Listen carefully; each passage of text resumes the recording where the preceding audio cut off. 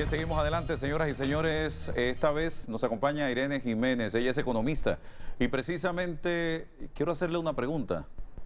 ¿Cómo ve Irene Jiménez el tema del populismo, del paternalismo, de que los gobiernos se dediquen a estar regalando casas, dando becas, dando subsidios?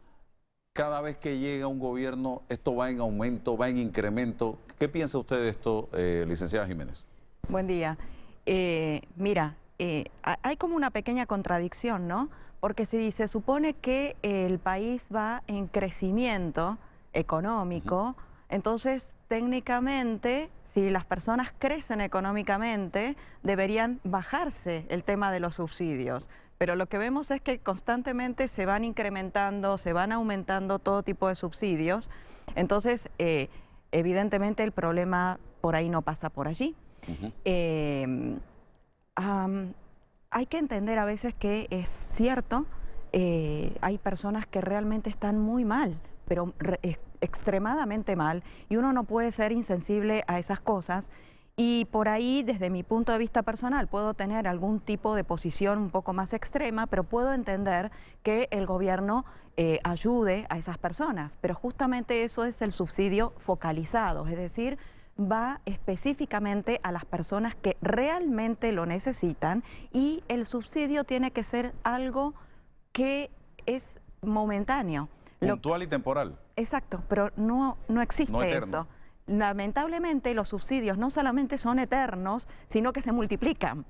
Entonces, allí lo que tenemos es un Estado que perpetúa a las personas en la pobreza, cuando quizás sus intenciones eran quitarlas de la pobreza, pero lo que hace es continuar hundiéndolas en la pobreza, no les permite crecer, les quita su dignidad y, por último, lo que consigue es una masa crítica de votantes para que todos los años los políticos lleguen una vez por mes, una vez por año, a darle su discurso de siempre, y finalmente hay alguien que tiene que pagar esto. No existen las cosas gratis, nunca, en la vida no hay nada gratis. O sea, en el fondo lo que hay es clientelismo político. Por supuesto que hay clientelismo, y lo más grave para mí, desde mi punto de vista, es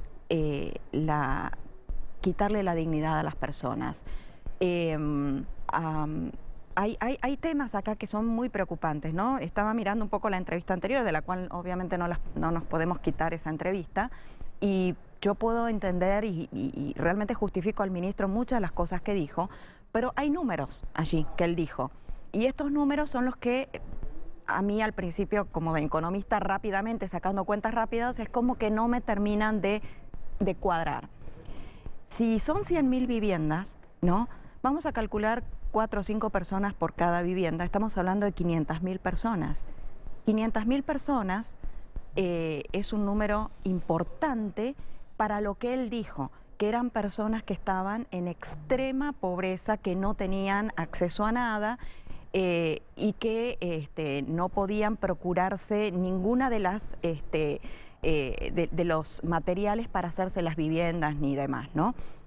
Sin embargo, dijo algo interesante, que esas personas sí eran dueñas de sus terrenos. Es decir, yo me pregunto, si son dueñas de sus terrenos y en el país sabemos que hay un déficit, por ejemplo, esto es un ejemplo nada más, no quiero que esto se tome como que es una verdad absoluta, pero hay un déficit en las tareas del hogar, en personas que ayuden en las tareas del hogar.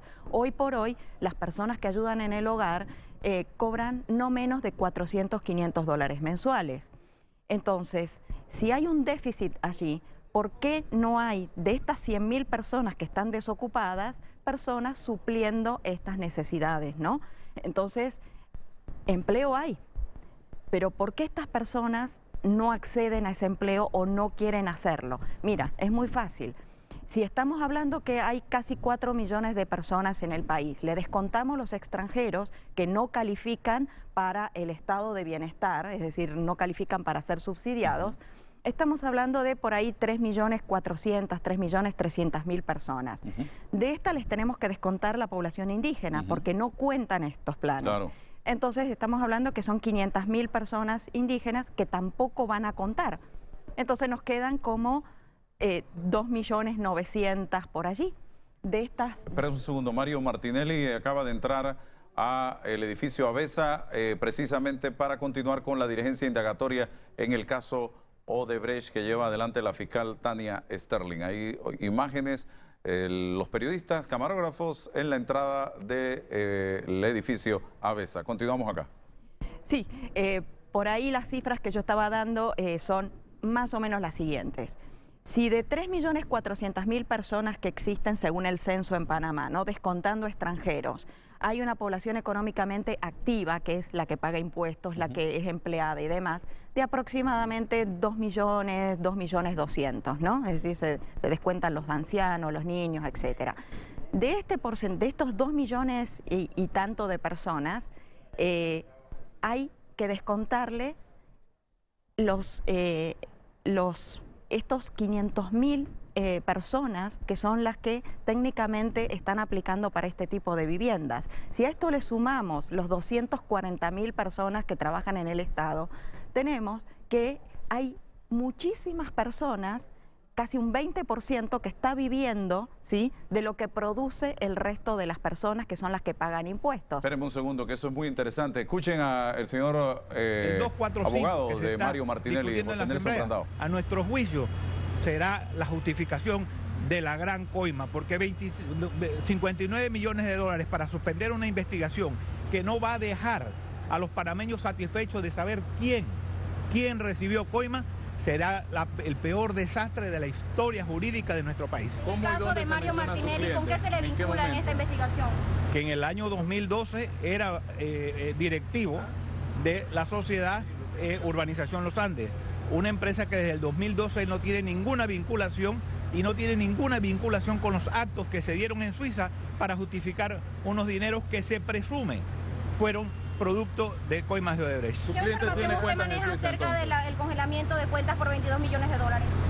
Suiza congeló 22 millones de dólares, pidió explicación a los titulares de la cuenta y aparentemente no le satisfizo las expectativas de las pruebas y pidió asistencia a Panamá para que hiciera la investigación, y esa precisamente es la investigación que se desarrolla ahora.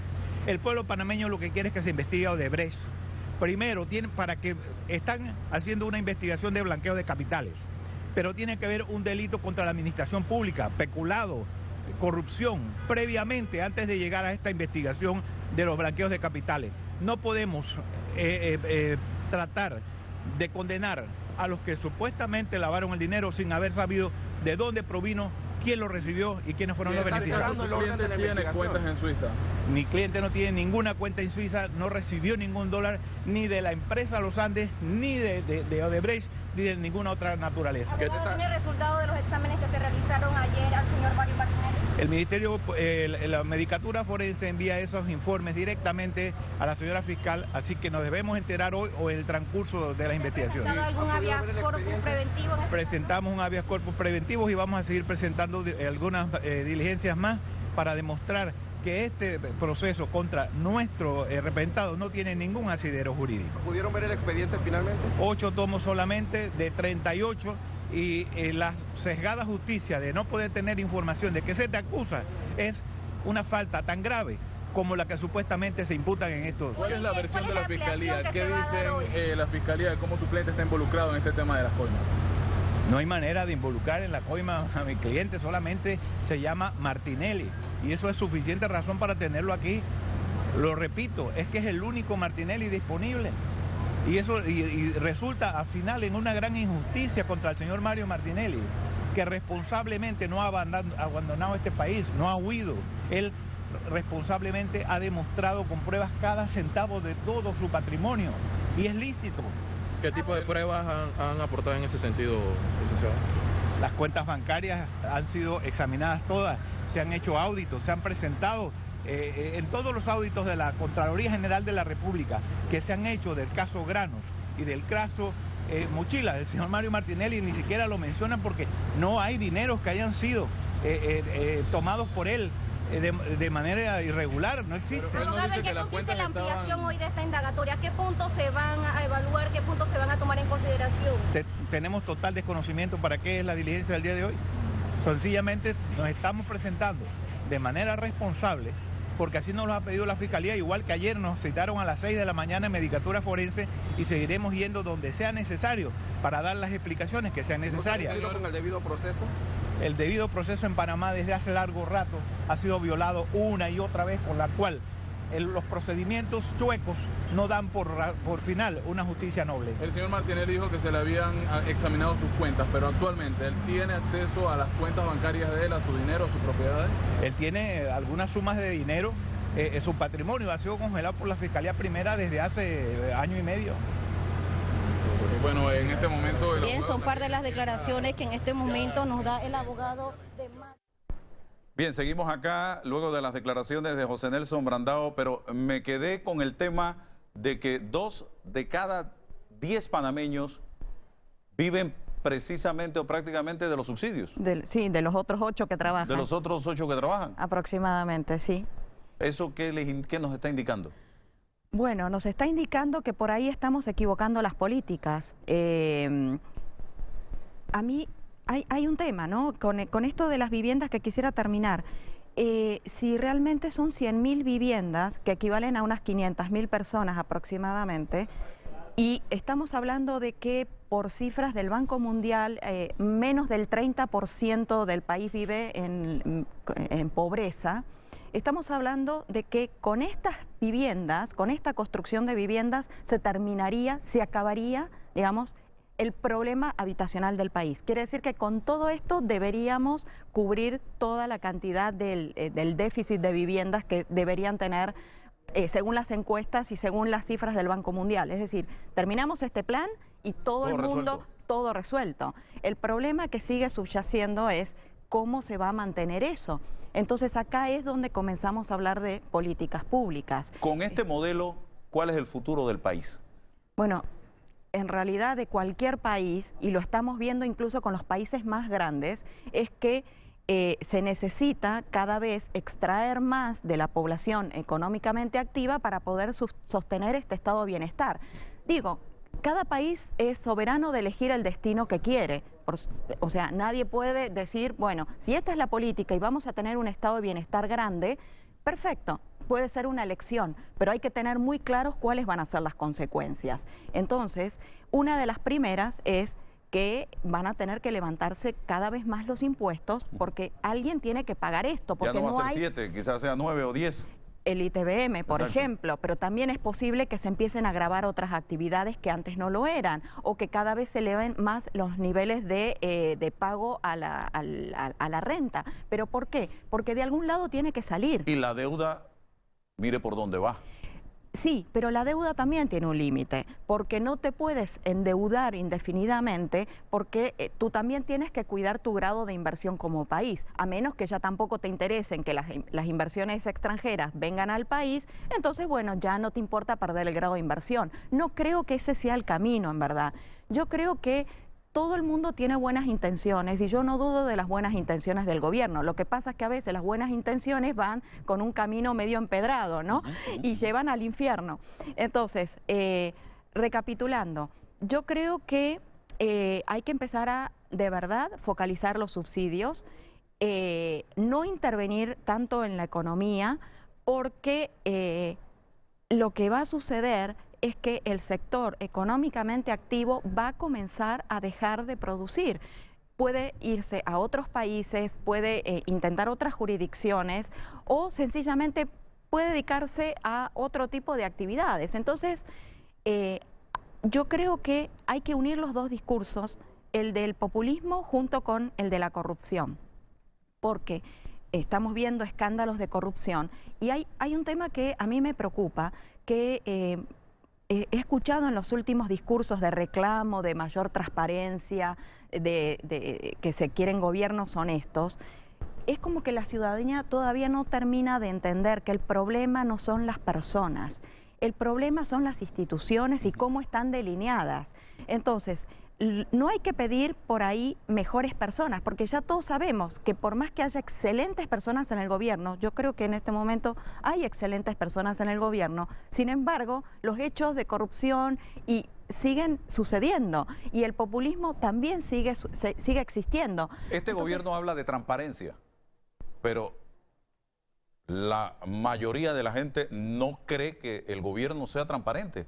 ¿A qué se debe eso? Y todos los días, todos los voceros de gobierno salen a predicar de transparencia. Tú le hablas del agua, te hablan de transparencia. Le hablas del sol, te salen con transparencia. Y la gente no les cree que haya transparencia en el gobierno. Claro. En todas las mediciones sale que no son transparentes. Bueno, de hecho, Panamá en los índices de transparencia internacional rankea muy mal, está en los últimos puestos y es algo que ha venido siendo sostenido, no es que ahora subió o bajó, no, más o menos igual. Pero ¿cuál es el problema? Hay una agenda que más bien es internacional, que está poniendo el tema de la transparencia en discusión, pero aquí hay un tema.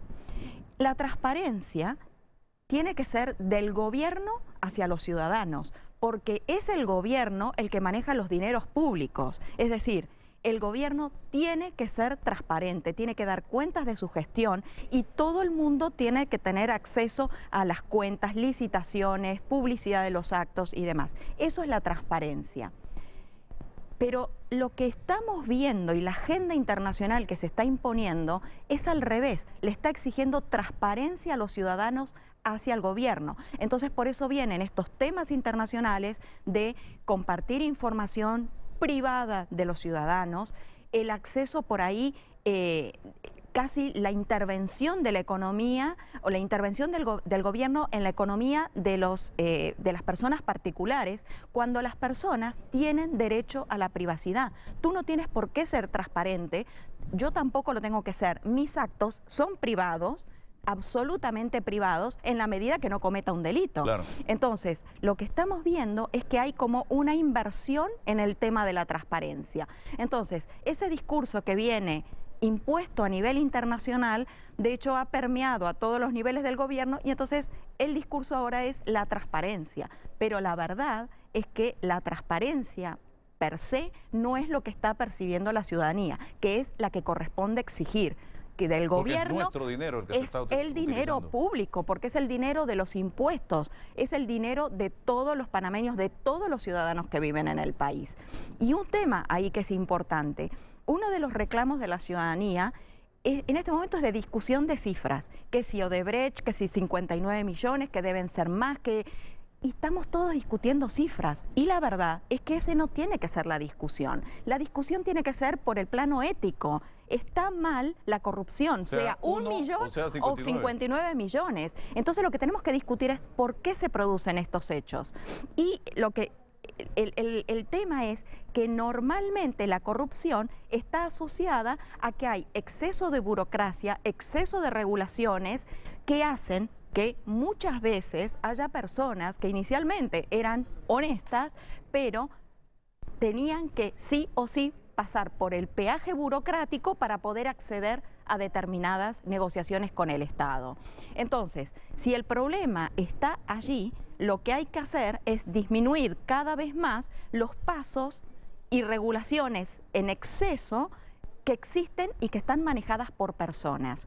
Entonces, si eliminamos estos pasos puntuales, por ahí vamos a disminuir la corrupción, no exigiendo a los mejores hombres. Cierro con un evento importante del que Panamá es escenario en los próximos días. Háblame un poco del tema y quiénes lo están organizando en este momento, Irene. Bueno, casualmente este foro es un poco una respuesta a todo esto, a todas las presiones internacionales que recibe Panamá y que ha recibido post-Panama Paper, lista Clinton y demás. Y nosotros, nosotros, el sector privado, ha detectado que la imagen de Panamá, que siempre ha estado muy mal en el exterior, pero es porque no se entiende cuál es la plataforma de servicios panameña. Entonces, lo que hemos detectado es que por allí no ha habido como un esfuerzo privado fuerte en defender la imagen de Panamá. Este foro viene a responder a eso. Hay una lista de speakers aproximadamente, de conferencistas de 25 personas que vienen de todas partes del mundo y que vienen a hablar temas específicos que están impactando en Panamá. Por ejemplo, FATCA, por ejemplo, BEPS, que son temas asociados al tema que te comentaba antes de la información, del intercambio de información fiscal. Después vienen personas como Guy Sorman. Guy Sorman es un francés que quizás no es muy conocido en Panamá, pero es uno de los líderes intelectuales franceses vivos más importantes del mundo y francés. Guy Sorman... Sí, Francia, justamente. Pero fíjate que Guy Sorman es uno de los que ha creado la organización internacional que es muy similar a Oxfam, que es Acción contra el Hambre. Acción contra el Hambre es muy conocida por la matanza en el 2006 que tuvo de 25 médicos en Sri Lanka, que era una misión humanitaria y por ahí se hizo mucho más conocida.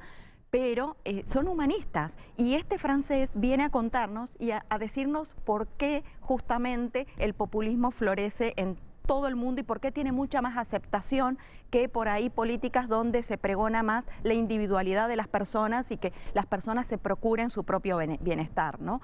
Entonces, la idea de este foro es comentar por qué países pequeños que tienen derecho y son soberanos a decidir cómo crecer, cómo darse su propio bienestar, tiene que defenderse ante los ataques por allí o cuestionamientos de los grandes países desarrollados, organizaciones internacionales como la OECD y otras más como Oxfam y demás, ¿no? Entonces, la intención de esto es cambiar y generar el contenido de la palabra paraíso en su verdadera acepción, que es una palabra positiva, pero en el mundo se ha demonizado e incluso hasta aquí en Panamá es como que vergonzante ser un paraíso. Y realmente Panamá es un paraíso y en todos los sentidos. ¿Cuándo es el evento? El foro es el 15, 16 y 17 de febrero, son 10 horas diarias.